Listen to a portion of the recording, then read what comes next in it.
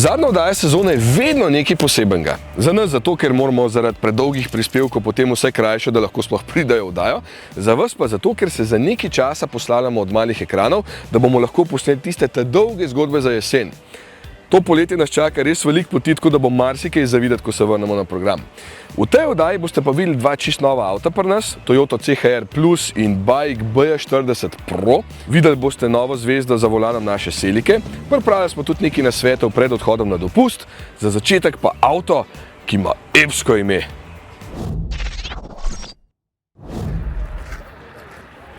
Čeprav sem v Švici, poznavalci avtomobilov verjetno dobro veste, da je zelena barva rezervirana za Škodo in evo, tukaj je. Tole je novi Epic, ki ga bodo zdaj pokazali na svetovni premieri, tukaj pri dvorani za hokej, ker tle poteka ravno zdaj svetovno prvenstvo. Novinarji iz celega sveta smo se zbrali, je kar gužva klele, tukaj je pa še zakrit avto. Evo, tam je bil polepljen, od zunaj ta je pa zakrit. Tako da še kakšna urca, pa ga bodo pa odkrili. Ja, tole pa piše, kdaj gremo mi domov.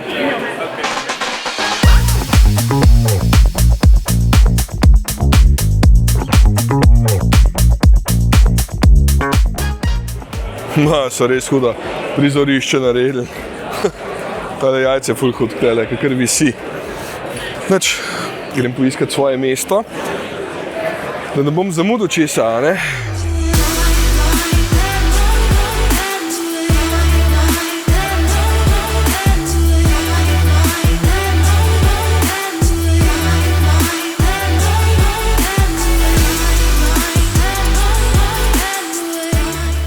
Okoli 400 novinarjev nas je prišlo na to svečano razkritje z vsega sveta, kjer se Škode pač prodajajo. Zraven so bili recimo novinarski kolegi iz Vietnama in Indije, večinoma pa Evropejci, ker tukaj bo električni mali križanec idealen za naše ceste. 4,17 metra je dolg in kljub temu, da je za okrog 30 cm krajši od Elroka, skriva precej prostorno kabino, ker je izdelan na namenski novi platformi MEB+, na kateri se po novem vozijo mali električni avti skupine Volkswagen.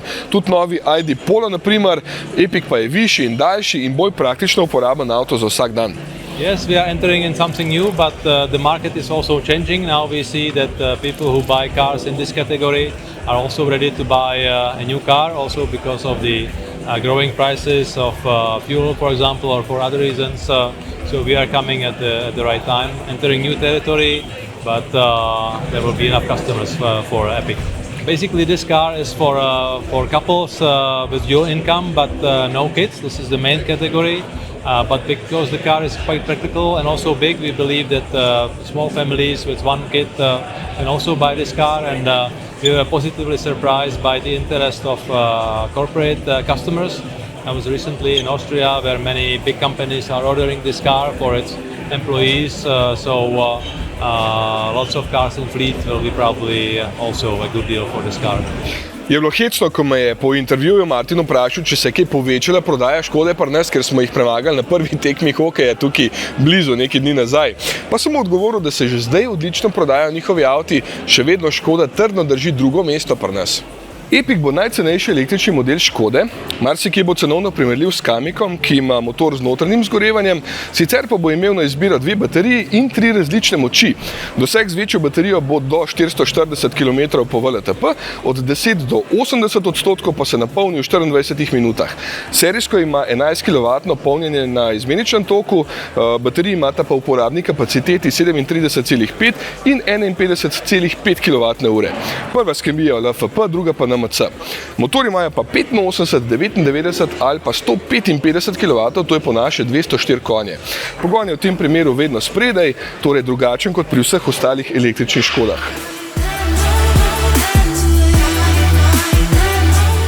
Prtljažnik ima lahko tudi spredi, 25 litrov meri, če doplačate zanj, zadnji je pa kar velik za ta razred, 475 litrov meri. 34 kg recikliranih materialov je tukaj noter, vključno z vsemi tekstilnimi prevlekami, obenem je pa ta Škoda prvi serijski model, ki nima več nobenega materiala živalskega izvora.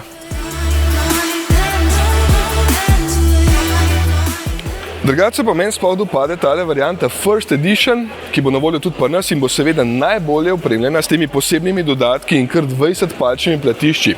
Septembra bo pri nas najprej ta huda različica, ki bo tudi razmeroma draga, celo v primerjavi z Elrockom, medtem ko potem ob koncu leta pripelje še vstopna varianta, ki bo pa veliko bolj dosegljiva, sploh z našimi zajetnimi subvencijami. Evo, da se folk kar noter meče.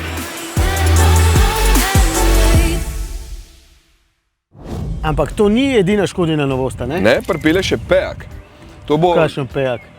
PEAQ. Pik. Gledam, to je pa takšen velik električni križanc s 7 sedeži in bo konc leta tudi pri nas že. Kaj pa je že pri nas?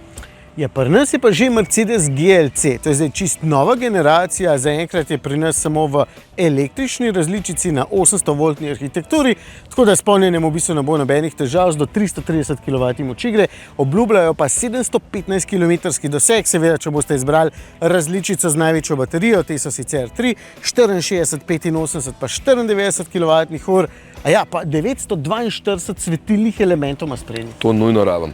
Da povej mi, kaj če je GLC zame premalo dinamičen. Ja, če je premalo, potem je pa nov tudi Alpine A390. To je pa križanec, kupe, kombi, limuzina, nekaj vse skupaj. Ja, ampak je lepo zašiljen in v bistvu izgleda manjši kot je v resnici, ker je dolg vseeno 4,6 metra. Tudi ta gre na elektriko, tako da pozabite na motorno brundanje kot pri kakšnem A110. In tudi v bistvu ni tako brutalen med zavoji, se pa vsem zelo lepo pelje, ker ima v bistvu 3 elektromotorje pa fajn poštimano podvozje. Ta najmočnejša različica ima 345 kW moči, to je skoraj 500 konjev. No, vidiš, dobro ti gre, jaz ne bi to dobro povedati. Drugače pa še ena pomembna novost pri nas, to boste videli v naslednjem prispevku, zatem se bo pa Anže usedel za volan enega čist novega, kako bi rekel, to ni križanc, to je terenc. Urang pri terenc. nas, ne? Ja, urang terenc.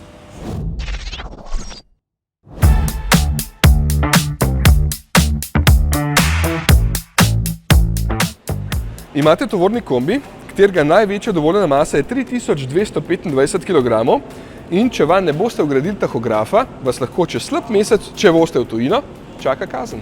Pripravlja se evropska uredba o tako imenovan paket mobilnosti, kjer naj bi začelo vgrajevati v kombije oziroma v vozila od 2,5 tone do 3,5 tone tahografe za nadzor vozil v bistvu in voznikov, njihovih aktivnosti.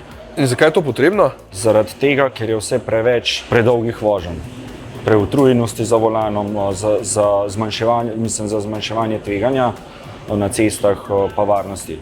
Zdaj, če boš mu za lastne potrebe, tega načeloma v Sloveniji ne rabiš, pol je recimo kakšne firme, kot so kakšni gradbinci, serviserji, ki tako svojo lastno robo ali pa recimo, da imamo not material za stranko, tisto ne bo rabo.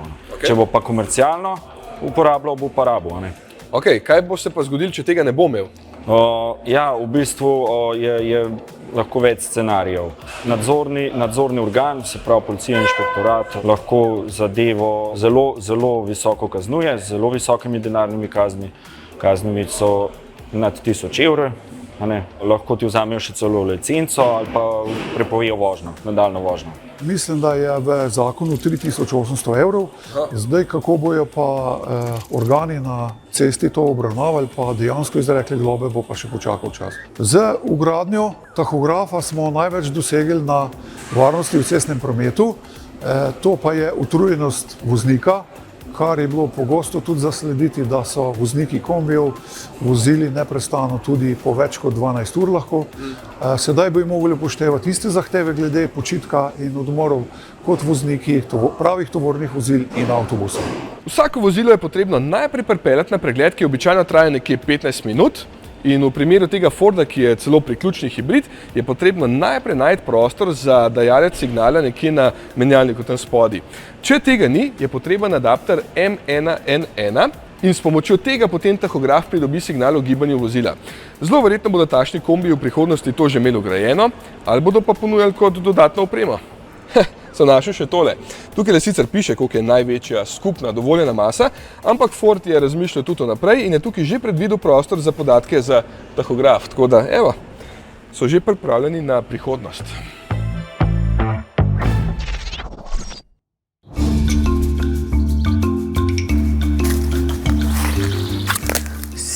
Lahko greste z mano, ampak moramo biti čistiho. Tega je zelo težko opaziti, ker so v Sloveniji redki, pa običajno se skrivajo takole nekje v naravi, kjer ni veliko ljudi. Ampak se mi zdi, da sem prej enega opazil, tako da...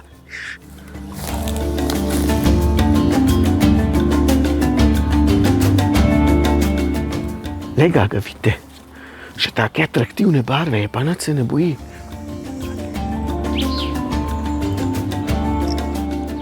Sem naredil eno fotko, da jo pošljem Mateju, ampak tukaj ni signala, tako da moram nekam višji. Inač, ga jaz zdaj ujamem, vi pa tišina.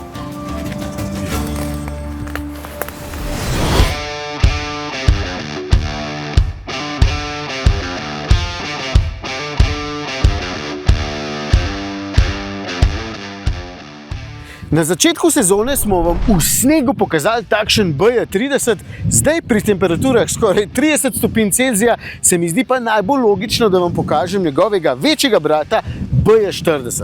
Čeprav ste si za pogledati še dokaj podobna, sta si pa po karakterju totalno različna. To je namreč bajkov odgovor na Toyota Land Cruiser in tega ne rečem kar tako, ker se z legendarno Toyoto, ki je mimogrede meni zelo všeč, ne gre hecati. Ampak podatki povedo svoje. BJ40 stoji na šasiji, kot se za pravi kleni terenec tudi spodobi. Od tal je oddaljen 23 cm in lahko brede po 750 mm globoki vodi. Evo, tukaj ima celo predpripravo za vdušnik, da gre potem lahko še globje. No, tole je različica Pro, kar pomeni, da imam poleg priključljivega štirikolesnega pogona s sredinsko zaporo diferenciala, potem še zapori spredaj in zadaj pa še reduktor. Vstopni in izstopni kot sta 36 in 31 stopinj, ker sta oba previsa ultra kratka. Mimogrede, še nimam signala, bo treba višji.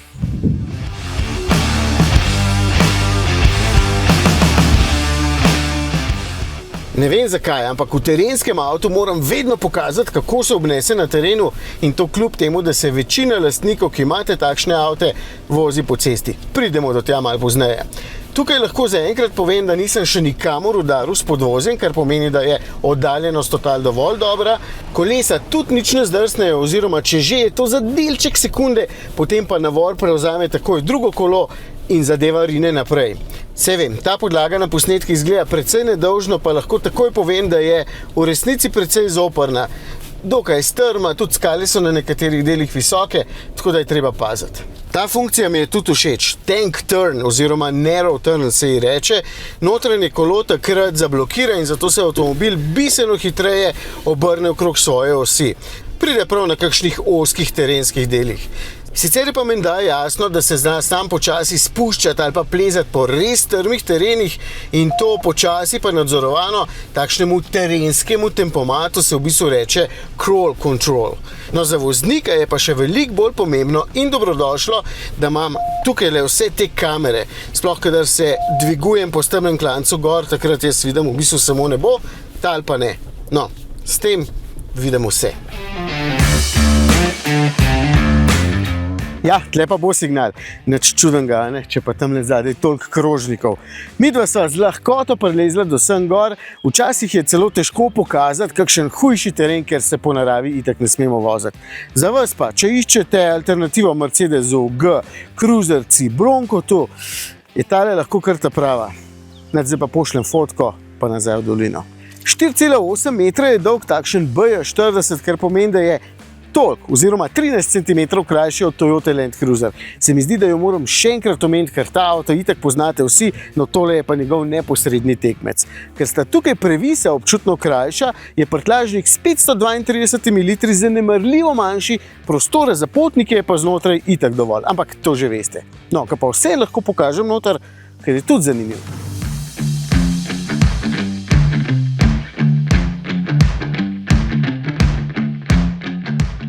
Sicer bi že zunaj lahko omenil, da me je spominja na en drug terenski avto in tukaj znotraj me na prav istega, ampak v bistvu raje povem, da tukaj znotraj štima čisto vse.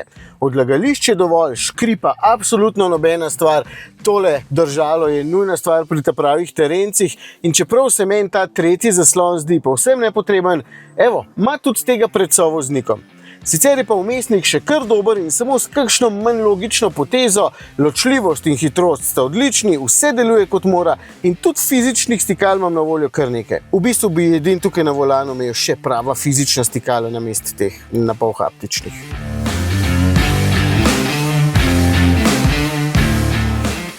Vem pa, da vas zanimata še vožnja po cesti in motor.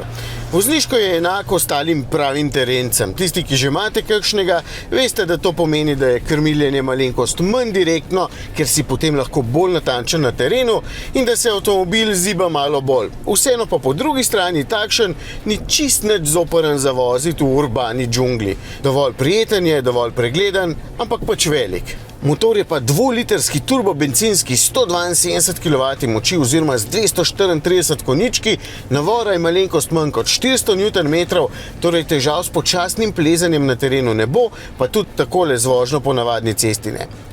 Menjalnik je ZF-ov 8-stopenjski samodejni, ga moram pohvaliti, ker je prestavno zelo nežen.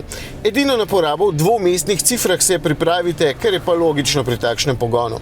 Ampak mu jo boste hitro oprostili, ko se boste spomnili, koliko ste odšteli za avto.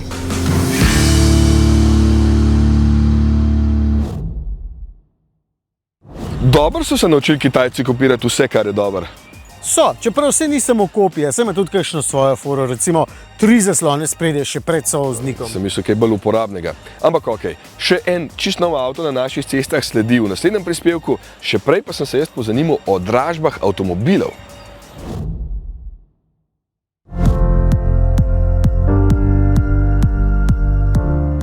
Za marsikoga je ena najbolj stresnih stvari nakup ali pa prodaja avta. Vem, marsikomu se to zdi smešno, ampak tudi jaz recimo ne znam unih vijakov na raketah šraufati, kot naseni inženirji, ki bi se mi režali, da to je pa čisto enostavno. No, saj tudi avto ne znam prodajati, kot sta hudi profiji, a ne? In ravno zato sem se z velikim zanimanjem lotil tega prispevka, ker bomo tudi mi morali prodati naš ID4 in ker se je v Sloveniji pojavila alternativa vsem dosedanjim načinom nakupa ali pa prodaje vozila. In to je spletna dražba. Dražba vozila je način nakupa in prodaje vozila, kater nadgrajuje dosedanje klasične načine prodaje in nakupa. Okay. Bistvena razlika med klasičnimi načini in dražbami je, da se da ponudba za nakup oziroma dobiš ponudbo za prodajo preko spleta. Na ta način se da izogneš stiku z fizičnim človekom, kar za veliko ljudi predstavlja velik stres.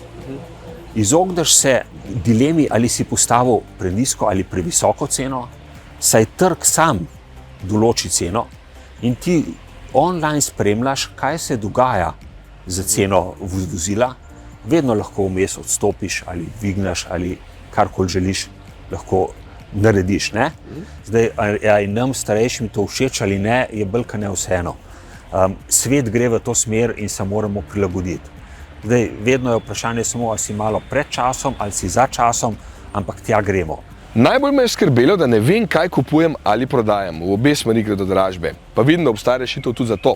Sploh, če ne vem, koliko je moj avto dejansko vreden. Dejansko stranko se pogovorimo glede na stanje vozila, po pregledu se pogovorimo, kakšna je bila primerna tržna cena, oziroma kakšna cena bi bila za njega še sprejemljiva, da vozilo proda. Potem vozilo umestimo v dražbo, ukolikor je ta cena dosežena ali presežena, je stranka primorana avto prodati, ukolikor pa ni dosežena, se pa lahko stranka naknadno odloči, ali bo vozilo prodala ali ne.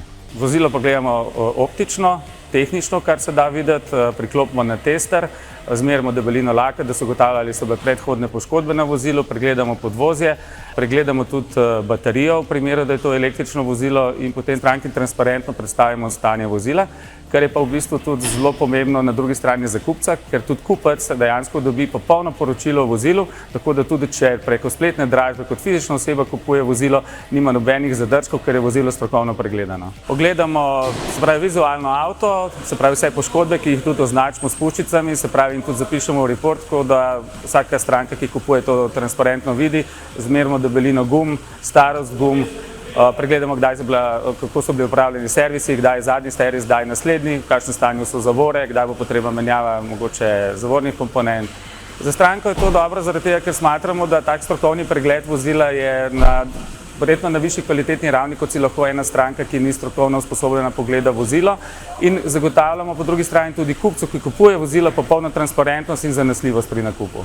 Se pravi, če je vozilo v dobrem stanju, včasih se za rabljen avto splača dati še evra več, ker nimaš potem nobenih stroškov, ko ga enkrat kupiš, oziroma manjše.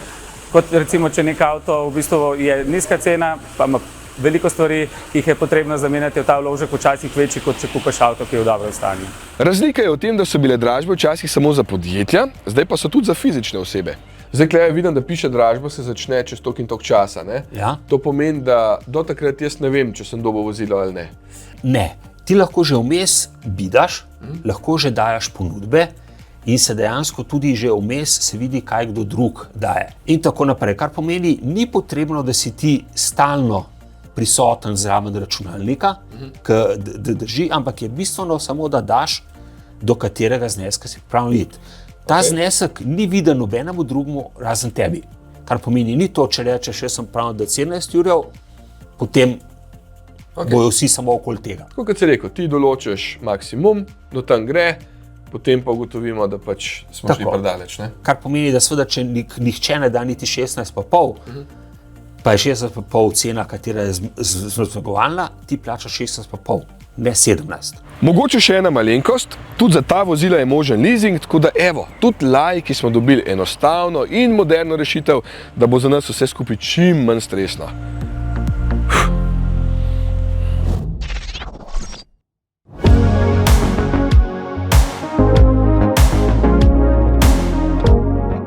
Naj vas ne zavede imeti Toyote. Res, da na njej piše CHR, ampak tale s tem nima v bistvu nič skupnega. Nič, samo ime. Čeprav oba nekako spadata v isti segment, je takšen plus od navadnega, daljši za 17 cm in ne boste verjeli, električen je. Zato je v teh časih zelo zaželen. In zdaj je v bistvu pripeljal tudi k nam, evo ga, tam ima slovenske tablice, zato sem ga jaz pripeljal v tipično slovensko pokrajino.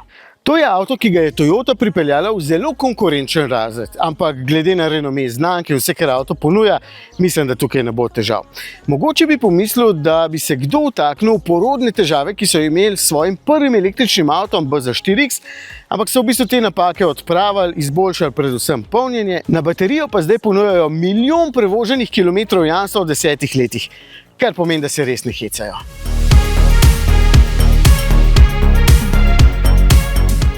Toyota je dokaj pozno resno vstopila na trg električnih avtomobilov, no zdaj pa je njihova ponudba v bistvu že precej bogata. Tudi veliki BZ4X Touring je na voljo, no takšen CHR plus dolžino 4,53 metra pa spada v razred CSUV in ima v bistvu takšno kupejevsko križansko obliko. V kabini je dovolj prostora, tudi na zadnji klopi se sedi manj utesnjeno kot pri navadnem CHR in prtljažnik 416 litri ni majhen, ni pa ogroman.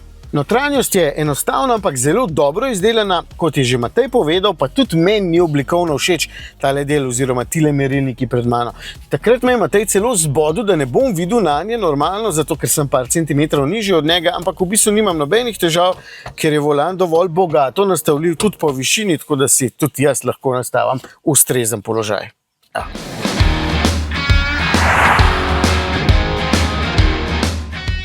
Platforma ETNG je, kot pove že samo ime, namenjena električnim avtom, zato ima CHR Plus veliko skupnega s svojimi večjimi električnimi brati.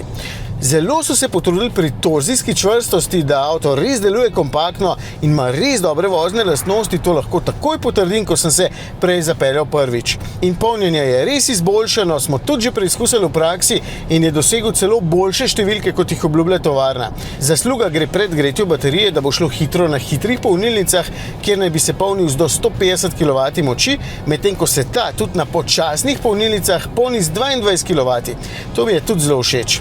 Plus toplotna črpalka je serijska pri vseh različicah. 3 različne moči boste lahko izbrali, 2 različna pogona in 2 bateriji. Osnovni ima 123 kW moči, to je 167 konjičkov, sprednji pogon in baterijo z neto kapaciteto 54 kWh. Najbolj popularen bo naslednji na lestvici, ki ima prav tako sprednji pogon, ampak 165 kW moči, to je 224 konjičkov, pa večjo baterijo z 72 neto kWh. Najmočnejši, ta, ki ga vozim zdaj, ima pa 2 elektromotorja in s tem 4-kolesni pogon, moč pa 252 kW oziroma 343 konjev in enako zmogljivo baterijo z 72 kWh. In to je tudi ena najhitrejših Toyota, saj z mesta do 100 pospešil samo 5,2 sekunde. Res močno vleče, tako z mesta kot potem, kadar pospešuje z ovinka ven. Če bi bil priden, bi v teoriji lahko prevozil do 511 km, ker imam takšna velika 20-palčna platišča, šibkejša različica z 18-palčnimi platišči ima pa doseg po VLTP kar 607 km. Ampak jaz priporočam to, ker se res lahkotno pelje, vsem pa točno veš, kaj se dogaja med vožnjo in avto je v praksi izjemno hiter, ker ima 4-kolesni pogon in ker tako učinkovito prenaša moč na kolesa. Bomo sicer več o tem povedali še v testu. Če naredim še eno primerjavo z zelo priljubljenim pa malenkost manjšim CHR. Tukaj je težišče kar 65 mm nižje, zato pa tako suvereno čepi v ovinkih. Ampak tudi, če dam vozne lastnosti stran, Toyota je dokazala, da zna tudi med električnimi avtomobili narediti zelo dober model in baje je za takšen CHR plus med kupci kar vrsta, kar pomeni, da je tudi vam zelo všeč. Vam bo pa še veliko bolj, ko se boste z njim zapeljali. Sem prepričan. No, pa sem ti že takrat povedal, kako se dobro pelje, pa mi nisi verjel. Seveda sem ti. So pa vse Japonci zelo dobro naštudirali, kako se nastavi podvozje. Vrhunsko. No, pa da ne bova samo o avtih, ne, tudi motoristi smo na cestah, ne, že, tako da bo padla kakšna dobra informacija tudi na tem področju, bo kar že povedal. Na našem poligonu pa se že ogreva nova zvezda.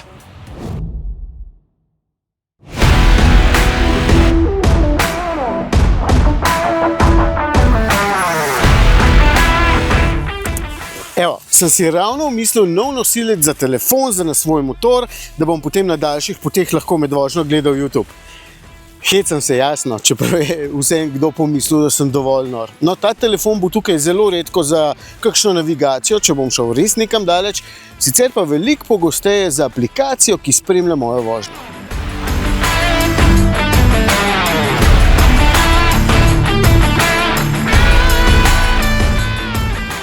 Na takšne aplikacije lahko gledate negativno, če že vas spet nekdo spremlja in beleži vaše vožnje, kadar uporabljate aplikacijo, ampak jaz tukaj vidim veliko pozitivnih stvari.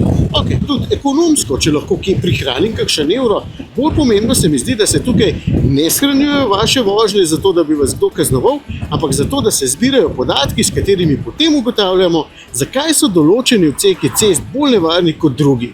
Jaz Drive uporabljam pri svojem avtu že vsa leta, zdaj sem ga začel pa še pri motorju. Več kot 3000 nas je takšnih motoristov in skupaj smo prevozili že več kot 10 milijonov kilometrov, kar je seveda občutno manj kot pri avtomobilih, kjer je tudi uporabnikov veliko več in so skupaj do lanskega leta prevozili že več kot 2 milijardi kilometrov. No pa kljub temu motoristi lahko dobimo že zanimive statistične podatke.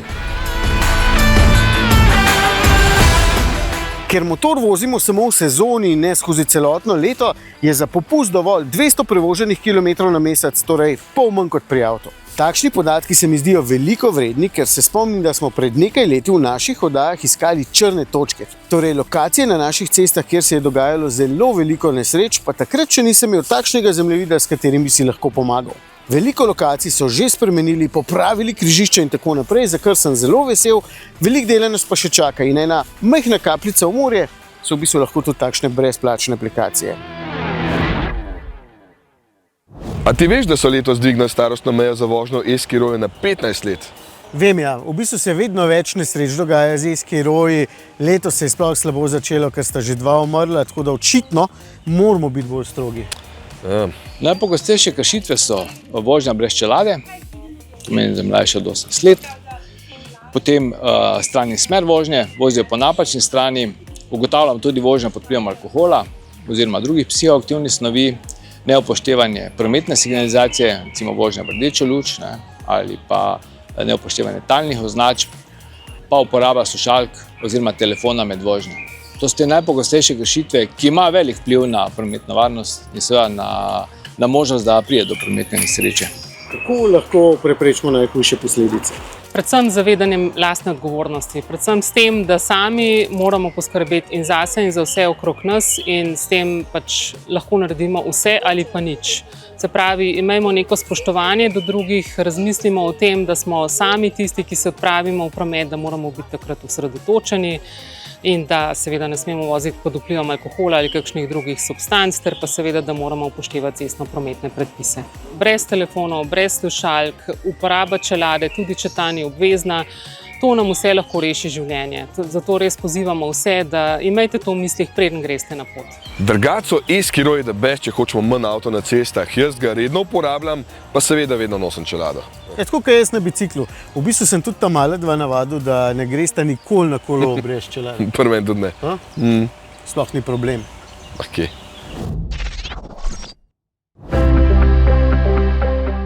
Vsake toliko časa dobimo na test tudi kakšen hud kombi, kot je tale Tourneo Custom, ki ima zadnji še dodaten nosilec za kolesa. Itak smo tole takoj izkoristili za prevoz koles, tudi za polnjenje električnih koles, ker ima noter še dodatno električno vtičnico. Ampak mene je tokrat bolj zanimalo, kako je vse to zavarovano na avto, če se slučajno kaj zgodi.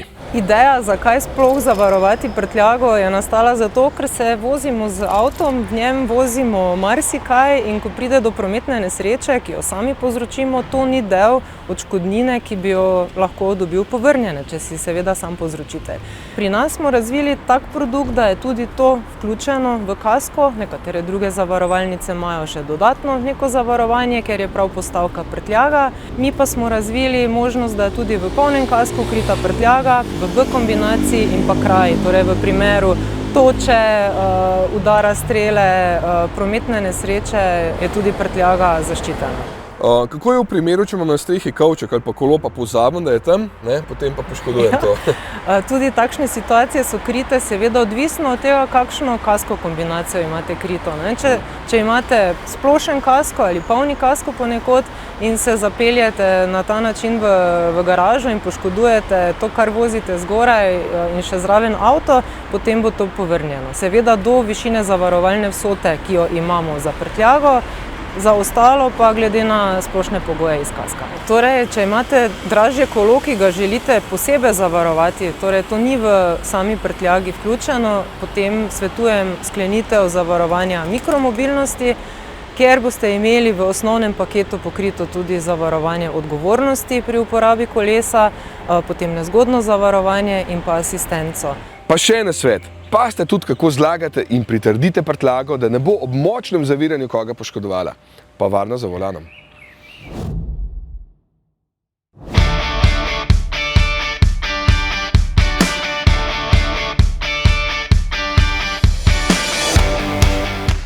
Bojan, po čem te poznamo Slovenci? Ja, upam, da po glasbi. No. Ja? Ja. Kje pa poješ? Pojem v skupini Joker Out. Seveda. Ja, že 10 let. Ja, si moraš misliti. Ne? Sej to, jaz tudi ne. Ampak ja, v teh 10 letih se je že nekaj naredil. 3 studijske albume smo posneli, eno live plato iz Stožic. Bili smo na Euroviziji, igral sem v nekaj serijah, filmov. Tako, zabavno je bilo. Ja, prava zvezda, zato si pa nas danes. Ja, hvala. Ja, daj povej mi, kaj zdaj počneš, kakšen je nov projekt?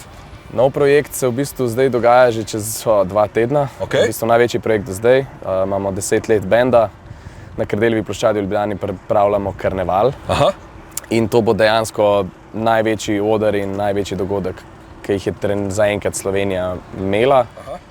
Po številu obiskovalcev drugač ne. Siddharte ne moramo premagati, ker fizično ne moramo toliko ljudi tja spraviti več. Damn you! Ampak ne, saj ni tekmovanje. Ampak v bistvu bolj to, da ful smo bili vsi žalostni, da smo zamudili Siddharto, ker smo bili pač premajhni. Ja. Jaz sem bil, veš? Verjamem. In je to nekaj, kar se boš predvideval za celo življenje zapomnil. In mi bi v bistvu sam radi naredili nekaj, kar se bodo ljudje lahko za celo življenje zapomnili. A v avtu tudi poslušaš svojo muziko ali kakšno drugo? Ne, v avtu poslušam od naše muzike samo, ko delamo mix in mastering, se pravi, ko zaključujemo pesem, da slišim, kako se v avtu dejansko sliši. Ponovadi kar za nič. Tako da to je najbolj problematično, ko se sedeš v avto, ker to je kar test. Ljudje v avtu poslušamo muziko in ko v avtu ne dela, je potem vse narobe. A veš, da sem enkrat slišal, da dejansko je to najbolj pomemben test, ko daš ti komad ven. Ja. In danes dejansko mi praktično vso muziko poslušamo v avtu. Ja. Kaj voziš? Trenutno vozim VF8 vietnamski električni avto in prvič v življenju vozim elektriko, pa prvič v življenju zares vozim tako redno tudi avtomatski menjalnik. Pa boš imel danes izziv? Nima menjalnika. Ja, bom imel izziv. Da je ročen? Tale beštija zadnji. Ne, sej, načeloma sem vedno ročnega vozil, ampak zdajle sem se pa malo odvadil mogoče. A si že vozil tak avto? Ne, nisem. Ta je po mojem starejši od tebe ali pa Celica, ni? ali kaj je to? Aha, ja, ne, nisem šel. Letnik 87 je. A je starejši ali mlajši od tebe? 12 let starejši od mene. Bravo. Pa imaš danes ta prav oldi goldi. Ja. Povej mi, kam se boš uvrstil danes? Ja, veš, to je pa najbolj nehvaležna stvar, ne? Zaradi tega, ker vsak si misli, po mojem, da je ful dober voznik, dokler enkrat ne pride na dejanski test. Da mi bo lažje pri srcu, bom rekel, da upam, da se uvrstim vsaj nad nekako nad to zadnjo tretjino. Valjda pa v srcu upam, da bom tle gor. Aha, no, bomo hitro videla. Ja, gremo, akcija. Izvoli, volan je tvoj. Hvala lepa.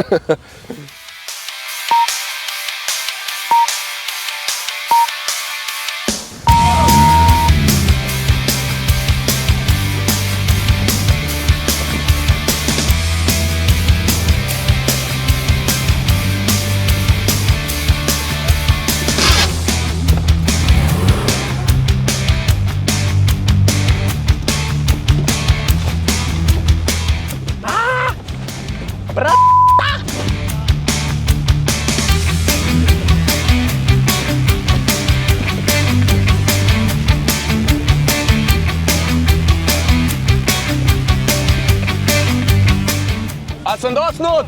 Super.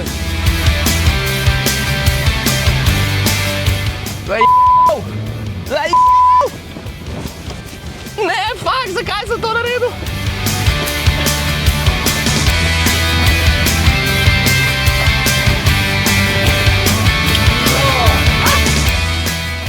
Bojan, Ja, ti je vroče? pa mal je, veš. Ja, od česa? Moram priznati, da sem bil kar pod pritiskom, tako malo se tresem. Ampak pa ne od strahu, ampak od te želje po tem, da ne podrem tega stožca, pa da ne grem toliko široko, kot sem šel. Ja. Ne na koncu, ampak sem šel. A veš, da nisi nobenega podaril? Res? To je ful lep uspeh. Okej, Pa top. druga stvar, najhitrejši mišljenca odpelje do zdaj. Jej! Kje misliš, da si pristal? Ja, glede na to, da nisem nič podaril, pa da sem mišnico najhitreje odpeljal, sicer vem, da sem ga tlele orang kiksnul, Ja. si ne upam čist reči, ampak predvidevam, da pa je vsaj zgornja polovica po tem takem. Res je zgornja polovica, v bistvu je celo zgornja četrtina. Res? In sicer si prišel semle pred Luko Basija. Bravo! Hvala lepa. To, vidiš? Čak, Ciril je imel 8 sekund manj. Ja, samo on je pač hiter. Wow! Ja. Tako da še se da izboljšati. Svaka čast, mislim, svaka čast vsem, ampak wow. Dober si šel, dober. Veš kaj je grozen, ne? A že snemamo? Ne še. Bo. Zelo, zelo okoren volan, ker je pravzaprav bolj podobno našemu Zetorju, kakor temu, kar vozim zdaj. To je to za pomlad. Bi rekel, da je bila dolga, pa je tako hiter minilo vse skupaj, da se mi zdi, kot da smo šele začeli sezono. Res je, jaz sploh ne morem verjeti, da je si že konc. Ja, ampak po drugi strani je pa fajn, da bomo imeli zdaj malo več časa za une dolge reportaže, da bodo res fajn zgodbe za jesen. A ti že čist pripravljen, imaš ta športno frizuro? Že kabrio. Jaz sem se drugače uredil pripravljen. Seveda. Skratka, spremljajte nas tudi na naših socialnih omrežjih, Facebook in Instagram, tudi na YouTubu in TikToku smo vsak petek pošljemo novičnik, tako da se le prijavite na volan.si, pa se vidimo. Če bo takle poletje, kaj je danes, bo to bolj slabo. Ja, ampak vse vročeni. Ja, to ni, sam je pa. Mi bomo pa frizuro pokvarjali. Ja, ti boš imel sploh problem. Tak.